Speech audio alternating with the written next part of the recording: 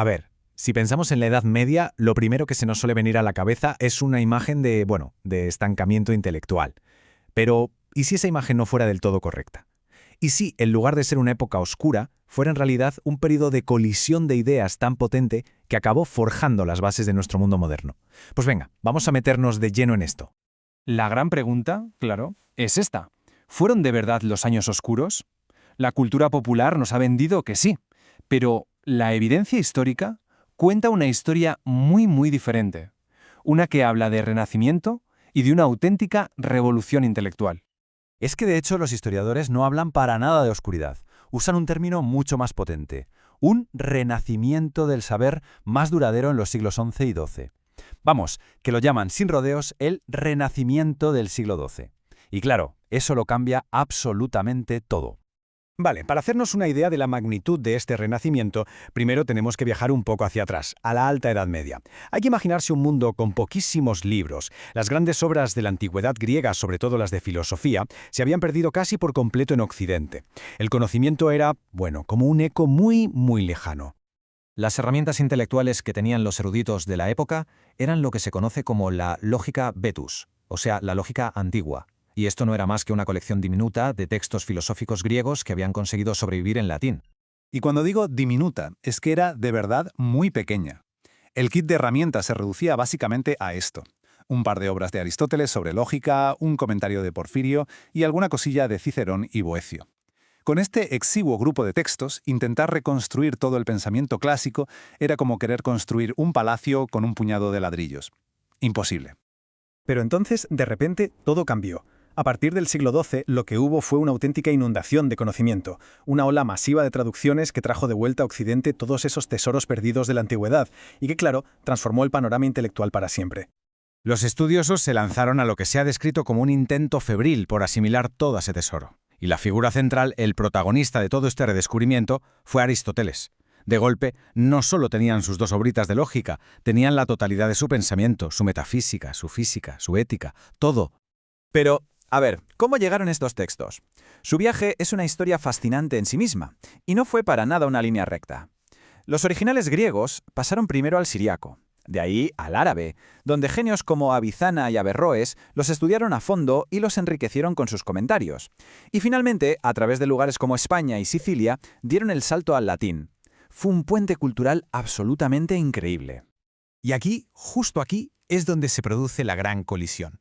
Todo este nuevo y potentísimo cuerpo de filosofía secular, basada en la razón pura, choca de frente con una cultura donde la verdad última se basaba en la doctrina cristiana, en la fe revelada.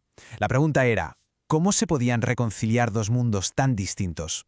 Este conflicto lo podemos ver, cara a cara, en dos figuras clave. Por un lado tenemos a Bernardo de Claraval, el defensor de la visión monástica de toda la vida, donde la fe es la guía principal.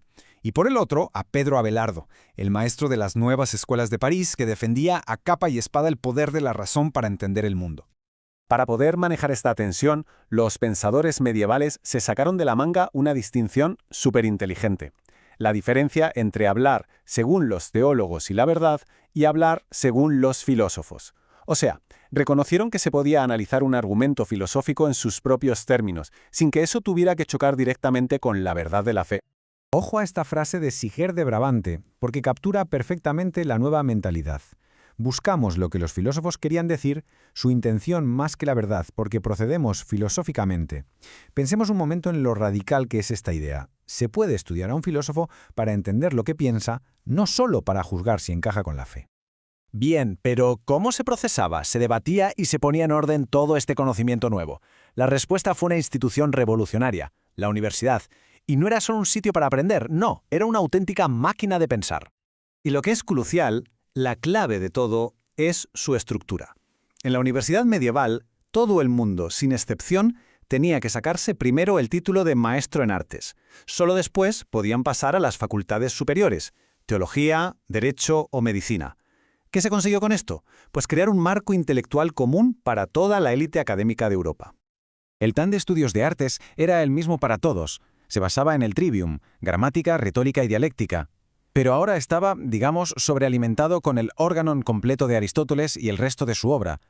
De la noche a la mañana, Aristóteles dejó de ser un autor más para convertirse sencillamente en el filósofo. Vale, tenemos una base común y un torrente de ideas nuevas. La universidad necesitaba un método para gestionar todo ese debate, y ese método fue la escolástica. Ojo, que no era una doctrina, sino un sistema súper riguroso para argumentar e investigar.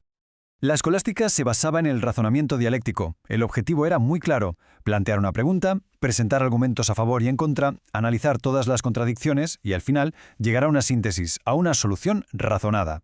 Era un método diseñado para buscar la claridad y el rigor por encima de todo.